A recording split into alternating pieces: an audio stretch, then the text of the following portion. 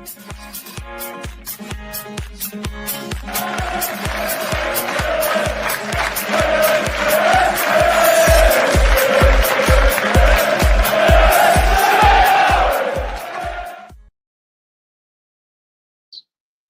everybody. Hope you are all well. Thought I'd do a quick dog walk video this morning. I actually started doing one yesterday morning, and we had a little incident. So for those of you who follow me regularly, you'll know I live up in the top of the Lincolnshire Wolds. Sometimes when we do videos, there are issues because I'm doing a video while I'm walking my dog. Otherwise, I'm working from home and I'm quite busy. So I was doing a video yesterday on the 4 players of ours that have left the club over the summer, and unfortunately a cat appeared from nowhere. Now, we don't have cats up here. There's 3 or 4 households. Nobody owns a cat, but people have a habit of dumping their pets up in the Lincolnshire Wolds, sadly. So somebody has dumped a cat. My dog thought that was dinner, so it ruined the whole video, so that didn't go up online. I did do an article on it. Some of you may notice that is locked behind the Patreon paywall. I'm not going to be locking 90% of my content behind a paywall. I still want the Stacey West to be a fan site for everybody, but there will be some special articles going on there for people who contribute to the site because it's hugely important. So if you are one of those people, thank you very much. If you're one of the people that signed up yesterday on the back of having an article behind a paywall, thank you very much. I hope it didn't feel like blackmail. I'm just trying desperately to give existing Patreons a chance to have something a bit special. Anyway, this is going out live, so you can all get it. Whoopie-doo, how exciting is that? And a couple of things that have happened over the last 24 hours have really surprised me. And it's Peterborough United. Now, I find myself talking about them quite a bit. I was talking about them on a dog walk a few weeks ago when I was mentioning that Poku could be going abroad. He didn't, so they got good money for that. Ricky J. Jones did, so they got less for that. Peterborough are swimming in cash, and they're going to be looking at making some big money, I think, now. They made 1.5 million from Malik Mothersill. I hope she gets better soon. But he's gone to Stockport. That one's baffled me. I've seen Peterborough a couple of times this season. I thought Mothersill was average at best. Look at his goals return. I think he's in something like 6 goals from open play, 6 goals that weren't penalties last season, which is not great. I mean, Jovan McCarmer basically got 50% of Mothersill's open play goals in one game against Bristol Rovers. I don't actually know what it is about Peterborough United that attracts such big bids for bang average players. They've had some good players, don't get me wrong. But Mothersill, honestly, last season, I thought he was bang average. I thought Ricky J. Jones was bang average. You're talking about a team here that's been dismantled for what price? 1.5 there, 3.5 million for the defender that I'm going to come on to. Ricky J. Jones, maybe another $250,000 by the time they've got their fee for that. Poku, a couple of million. I mean, you're talking £7 or £8 million or £6 million here for a team that was guff last season. I don't understand it. I really don't. And if you're telling me, or if Darren McAntony's going to say these are good players, he needs to be questioning his manager, doesn't he? Because if he's honestly allowed off the top of my head, I don't know, 3, 4, so I've got 5 million, let's say £7 million worth of players to depart. Why would that value of player not doing them more justice last season? I don't know. Fernandez this morning. So he's gone to Glasgow Rangers for 3.5 million. Now, I know that he was one of Chris's favourites before we went there. He looked like he was a decent player, tall player, all of that. Every time again I saw him last season and any highlights I watched, he was awful. £3.5 million. And it makes me wonder kind of what are we doing wrong? Is it because we're Lincoln City and not because of the players? Because if you're telling me that Fernandez, who defensively was really ropey, is worth £3.5 million, but Sean Rowan, we're happy to take $500,000, and we were, I don't understand the economics behind that. I don't understand the economics between Mothersill going to Stockport and being worth 1.5 million, which is an insane amount of money for one League One club to pay for another one, by the way. Striker from another one. Insane money. But I don't understand how he's worth that with 6 goals from open play, I think they were saying. When the likes of McCarmer, He's out wide, creating, scoring. What do we say from Makama off the top? I know he was in double figures for goal involvements, double figures. And nobody's going, oh, well, we'll look at Makama for 1.5 million. And when we're Lincoln, we always try and be quite reasonable about what players are worth. So we'll go, whilst we're saying, oh, it shouldn't be any less than 2 million for Erhahon. At the club, there's this realization, I think, that, well, it'll be 7 figures is what we're going to be looking for. Or if Ben House were to move on, or somebody else, it's never the money that the fans think it is. Peterborough sell bang average players, and they get a lot of money. And don't get me wrong, Poku's not a bang average player. He was outstanding, and I'm sure they've seen something in Ricky J. Jones and Mothersill. But looking at message boards yesterday, Peterborough fans think that they should have a mask and a bag for Stockport. Stockport have come calling for a player who they were probably hoping wouldn't have to be involved in as many games last season. And he's gone for 1.5 million. It's unbelievable. It really is. And look, people will say, oh, that's the recruitment you want. That's what you should be doing, Jez. But, for every Mothersill, there's the Bradley Iovian, I think his name is, who was at Colchester and he got about 6 games and they buggered him off. Or for every Fernandez that they sell, there's another guy like Kipriano who comes in and goes for free. Or there's Alex Woodyards that come in, just don't make it and slope off again. They have as many misses as they do hits, but their hits are big hits. So when you have a big hit, it masks the misses. There's so many people here. I saw yesterday talking about our project players and have any of them come off? Have any of them worked?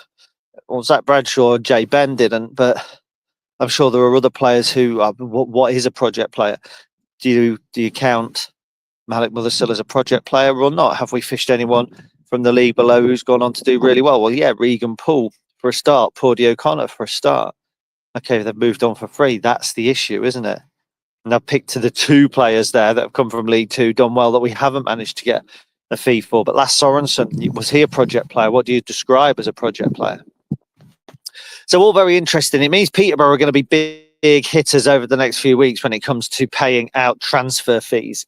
Now, that could put us in a position because as things stand, Ethan Erhahon doesn't look like he's going to be leaving the club, and things hot up a little bit later on in the transfer window. I get that.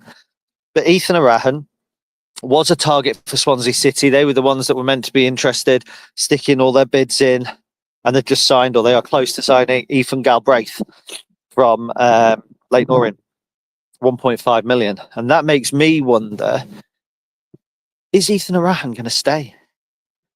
Now, there'd be pluses and minuses to this. And obviously, as we get further on into the summer, teams will maybe start to panic and start to look at what they need. They haven't got their main targets. And you might look at Peterborough United. They always tend to be a big spender. They always tend to be a team that come and try and fish players from us. They tried to do it with Teo Eden. They did it with George Grant. If they come in with a £1.2 million bid, and let's face it, it wouldn't be beyond them with the money that they've just got. I don't think our deal with Ethan and his agent is league specific. I think it's money specific. So if they come in with the bid, potentially, who knows? Could be something that we have to look at. But with Swansea moving on to other targets, I would have thought the key demographic, the core, would have been a move into the Championship.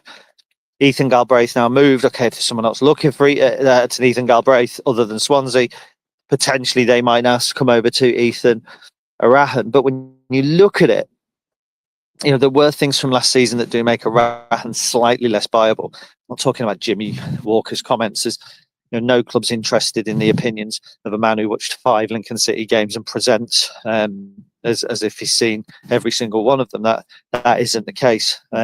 He's entitled to his opinion, by the way. I'm not criticising that, but no club's going to use that as something that affects their transfer policy. But they might look at that spell out injured at the end of the season. He came back for a few games, but they might look at the spell injured and see, well, he doesn't have that consistency, which Galbraith had. They might look at the red card at Bolton. I know I go on about it, and a lot of people say, well, it was this, it was that, he's a young player. Yeah, I get that. But they might look at that and say, well, a Galbraith hasn't had that red card offence. So there are elements, I think, around the Erhahon season that make him a little less viable. And it's hard because this was the key summer, I think, for selling. Next summer, He'll have, a year left on his deal potentially. And that's when the value goes down. And that's when we may have to adjust on that 1.2 million. But if you want to be a top-end League One side, Ethan Erhahon can be a big part of that. So financially, yes, we want that return. We do. Financially, we want an indication that part of a transfer system where we bring players in and sell them on for profit, it does hinge on a Malik Mothersill or Fernandez at Peterborough. It hinges on that big move, because other players will then see that and go, they're the team for me. And the boy that we were looking at from Birmingham, who went to Peterborough, is a classic example of that. He's obviously going to go to Peterborough United because of what they do. They signed a striker from Braintree, Lisby. Again, Peterborough have a track record of that. And if we haven't sold Ethan Erhahon in that window, our track record is actually a little bit below. It's still developing players. Paudie O'Connor getting a decent move. Sean Rowan, both into our league, by the way. Teo Eden, Anthony Scully, that's beginning to get a little bit historic now, isn't it? It's just interesting. It's interesting that I think we need that development. Lucas Jensen and Lasse Sorensen were the last big two. But again, one of those was into our league. And what we need to be doing is aiming for that next level. I mean, okay, Mothersill to Stockport, yeah, whatever. But Fernandez to Rangers. Poco, I think it's QPR, into the Championship. Ricky J. Jones, St. Pauli, which is a Bundesliga side. That's the level, isn't it? That's the level. So I think that at the moment, the way things stand, there is potential for Ethan Erhahon to stay. But the sooner it moves now, the better. Look, I'm never one of these people for going, do a signing, or, when we announce a new head of commercial, highly rated in the industry, lots of Peterborough fans saying he'll be a big miss. And people go on the comments, can he play left back? Of course he can't play left back. He's a commercial manager, you fucking idiot. Of course he can't play left back. And I don't think there are many people at the club who are kind of just sitting around going, should we sign left back today? Nah, let's not bother. Let's just wait until some moron in the internet makes a stupid comment about can he play left back, and then we'll go and look for one. The club are looking. The fact we haven't got one in yet, maybe, points to the fact it isn't all going our way, potentially. And that's just speculation. But you would imagine that we would have liked a first choice left back in by the time we start pre-season training. But look, some of the best players that we've signed in recent seasons haven't come in until late in the day. Neil Eardley came in the week before, and look what he went on to do for us. So I'm not panicking yet. Just because we've got our first friendly tomorrow night in early June, July doesn't really count. You can get someone in now, particularly if we're looking at buying someone for cash, because they'll be having part of a pre-season. If you bring a player in who's a free agent who hasn't had a pre-season, he's got to be working hard on his own somewhere. And that can be a little more difficult.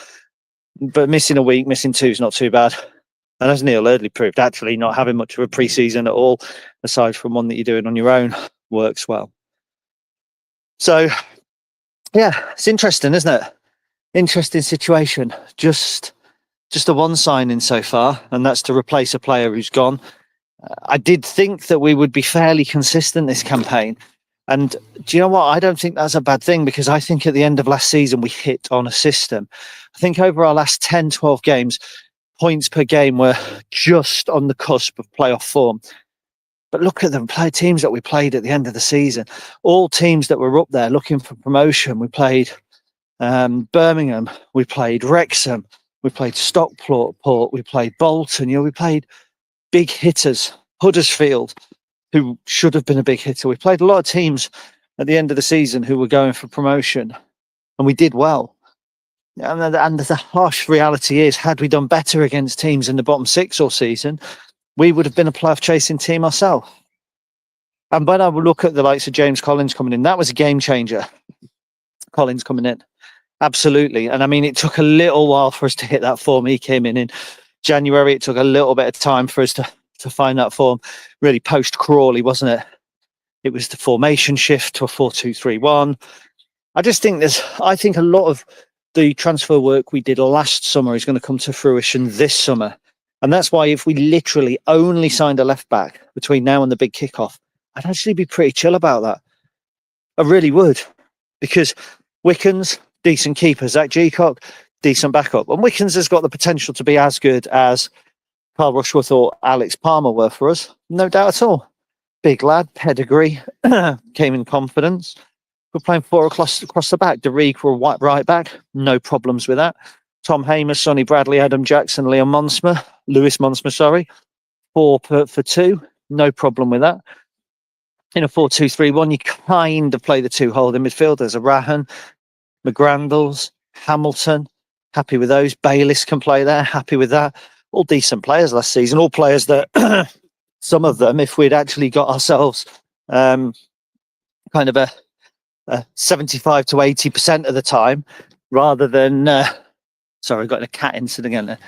75% to 80% of the time, rather than 60 or 50 in terms of performance, I think we'd have been all right. Hang on 1 minute. Charlie. Say hello to everyone.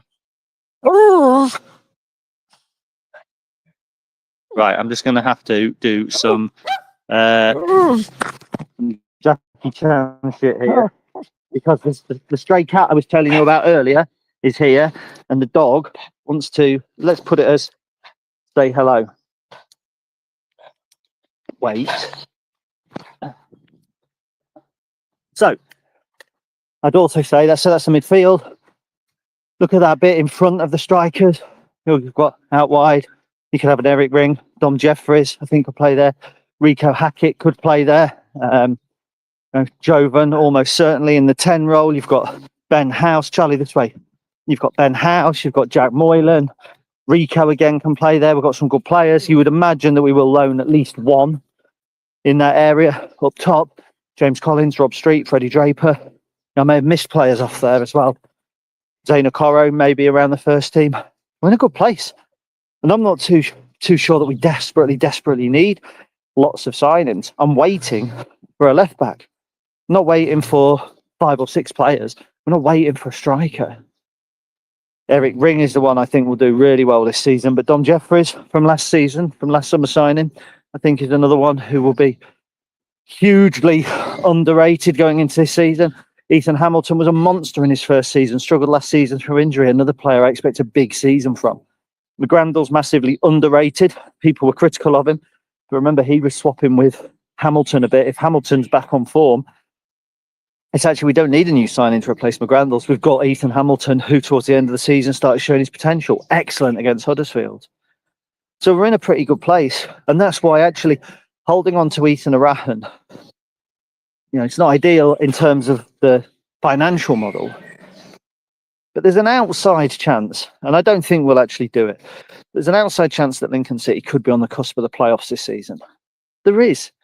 It was a tough League One last season. No matter what anyone tells you about it being the worst standard in a while, the standard was good. The reason it looked bad is because teams that expected to do well, they couldn't all do well. And when certain teams start failing, like a Bolton or a Huddersfield, that's put down as a fundamental lack of strength in the division, whereas actually it's probably the opposite. So many teams could beat so many other teams. Certain styles match certain styles. It was tough. This season, will it be any easier? No, but there's not quite as many big spenders. But there are more teams that are spending more money, just not those one or two teams outspending everyone. Stockport want to go up, 1.5 million for a striker. They'll be up there. But it's Malling Mothersill. That feels like that promise on a cherry transfer last season. Bristol Rovers, £500,000 for a striker from League Two, who made no impact at all. We've got in James Collins, who made more impact than any striker signed, I think, last summer. So, yeah, interesting.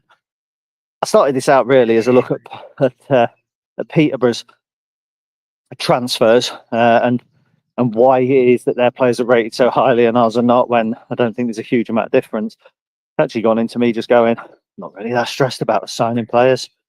As long as we got a left back, we'll be all right, won't we? Get that in. Bit of cover. I know we're after Minoga at Salford. Yeah, we might drop 1 or 2 more in the squad. 1 or 2 might go out. If we started tomorrow bar the left back, a wasp. If we started tomorrow bar the left back, we'd be all right. So yeah, that's where we are. Thank you all for watching on this fine Thursday morning. It's always a pleasure to talk at you. Hopefully you have a good day. I shall be away this weekend in the Peak District, which inevitably means that there will be transfers galore. I'll get a message from Luke later saying we're signing 7 new players. Always happens, so keep an eye out for that. Otherwise, up the Imps.